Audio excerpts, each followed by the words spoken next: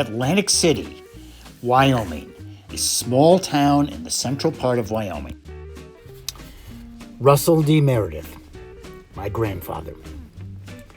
A man of many talents and interests, a politician, an entrepreneur. He had some successes, and he had some things where he was not terribly successful. Certainly not all he touched turned to gold, and that was especially true in this case. In November 2019, we took a journey to Atlantic City, Wyoming, to see what there was of the gold mines that my grandfather owned and was president of for a number of years back in the 1960s and 1970s. As we drove into town from the north, on that dirt road, we saw the sign, Atlantic City. But let's go back in time a bit. This picture from the 1870s is the first gold rush to Atlantic City, when much of the country was involved in rushing for gold. There was another major rush in the beginning of the 20th century, and a third one in the 1930s, which was kind of a mini gold boom. None of these gold rushes produced an awful lot of gold, and by the 1950s, Atlantic City was pretty much a ghost town. Atlantic City, 1905. And in this undated map of the Atlantic City area, you get a sense of all the mines that were operating in this area. As you enter Atlantic City from the north, the first thing you see is a sign for the Dexter Mill.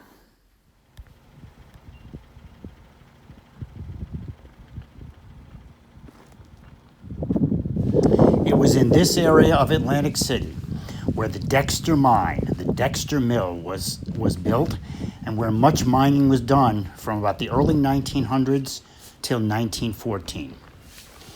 In 1914, the Dexter mine went bankrupt, and it was reorganized as the Timba Bah mining company. This wall is a testament to that old Dexter Mill. The wall still stands, but originally it was part of the Dexter Mill. And these areas south of that wall were the area where the Timba Bah Mining Company dredged for gold in hopes that everyone would become rich.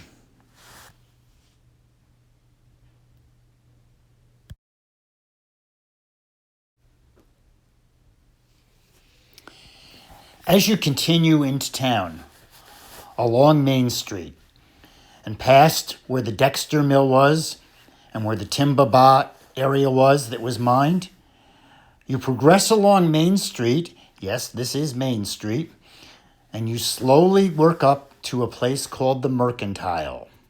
The Mercantile with the red roof in town. And the Mercantile for many years was a place where all kinds of things could be purchased, kind of like a general store for Atlantic City. But in more recent years, it has been turned into a bar and a restaurant where those people who come to visit the area, mostly during the summer months, are able to have a meal and a bit of a rest. The Mercantile, in 1974, a picture taken from the Library of Congress in its Historic American Buildings Survey, an elite group of buildings, including important buildings across America. And the Mercantile as it looks today in 2019. And as you travel past the Mercantile and down through the town itself, you notice a number of houses, a few businesses, but it's not tourist season in November. Most everything is closed up.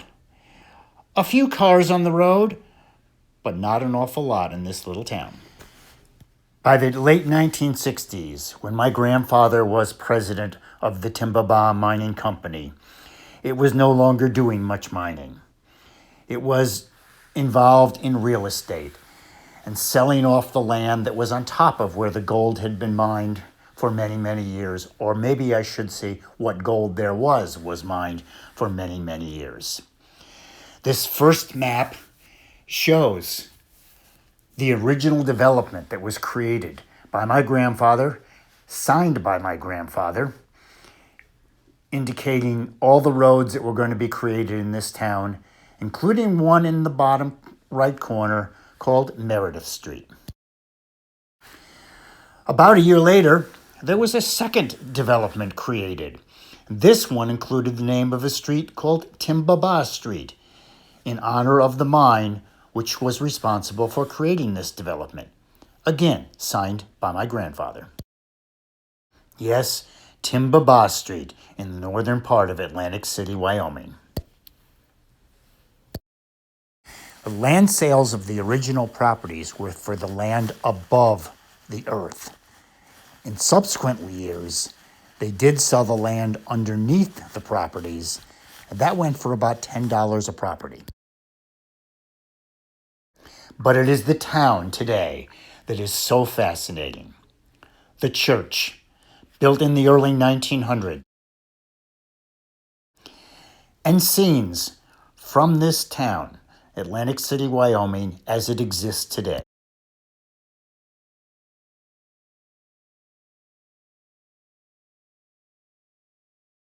Some with historic markers from an association, the Atlantic City Historical Society, which is very active in preserving what they can of the town. And some buildings in desperate need of repair. As you leave town and travel the quiet road out of Atlantic City, you come upon an old mine. The Carissa Mill is actually the old Dexter Mill. Back in 1929, they took the Dexter Mill apart piece by piece and moved it to a new location and opened it as the Carissa Mill. That is what you see today, still standing. However, it is no longer used as a mill. It is now a historic site where you can view how the process actually works in a mill.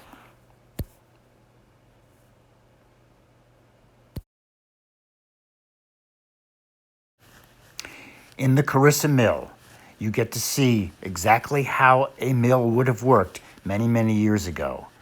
Much of this is original and actually still operates.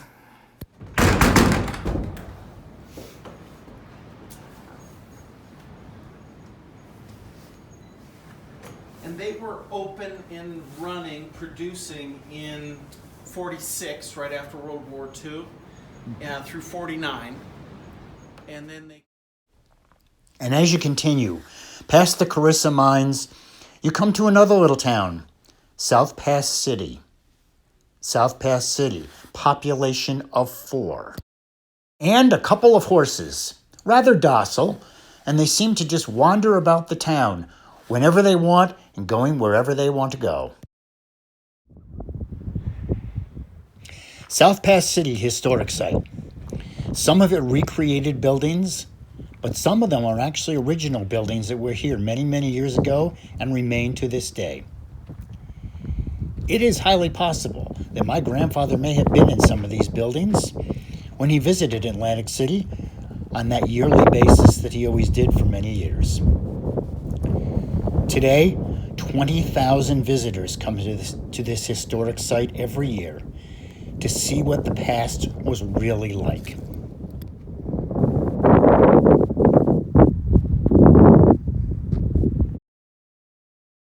The general store, now being refurbished and recreated by the staff at the State Historic Site, a place my grandfather may well have frequented. So how did he get to Wyoming? He lived in Troy, New York, eastern United States. Long trip to Wyoming. My recollection is that he came by train. He never traveled by plane. He took the Union Pacific Railroad, I do believe, and I believe he went into Lander. This was the train station in Lander. No longer the train station, but the original buildings still stand.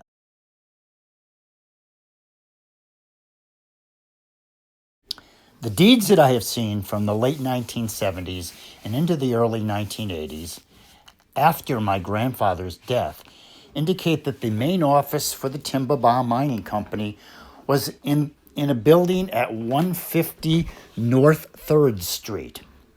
This is the building that sits there now. Could this have been the building that he worked out of as his office? And he may well have stayed at the Fremont Hotel in downtown Lander. Since his time in Lander, the building has been torn down and it is now a bank. Or maybe at the Lander Hotel, the site now of the Grand Theater. However, most people say that at the time he was there, they were probably not taking guests at this hotel anymore. In downtown Lander today, probably a very different place than my grandfather would have experienced 50 years ago. It's still a bustling little town and a very important hub in this part of the state of Wyoming.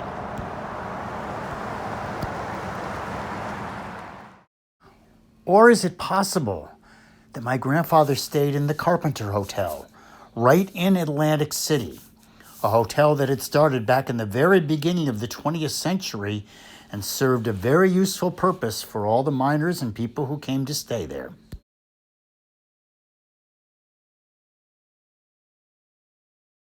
In the southern part of town stands the Miners' Delight Inn, which originally was Carpenter's Inn. However, now it has a few fewer rooms because they had to take some of the rooms and make them into bathrooms to include indoor plumbing. It is also the home of a very nice restaurant today. That whole southern part of Atlantic City, now beginning to change, now being a bit revitalized. Is this another boom in the history of Atlantic City, Wyoming?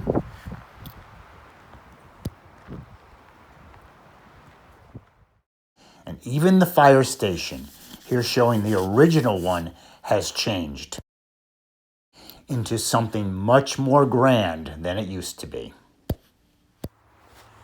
So that's the story as we know it right now. But history is not black and white. We don't have all the answers, probably never will have all the answers. But there are two nagging questions that I have yet to determine the answers to. Number one, what happened to the Timba Bah Mining Company? I've called a couple of bankruptcy offices in Wyoming. They have no records of it going bankrupt. So I assume it just went out of business, but I have yet to prove that. I found some records in the 1980s that show it was still doing business at that time. But how long after that? I really don't know. And my second question is a more personal question. How did my grandfather get involved in this venture? Some people say it was a bunch of college friends who went together to do this. Or did it have something to do with the Abbott family? On some of the documents I've seen, the Abbott family was a member of the board of directors of the Timba Bah Mining Company. Abbott was my grandfather's wife's family. Is there some connection there that I can't put together yet? No matter what, the Timba Bah Mining Company has had, and in some ways continues to have, a major impact on Atlantic City, Wyoming. And it certainly had a major impact on our family.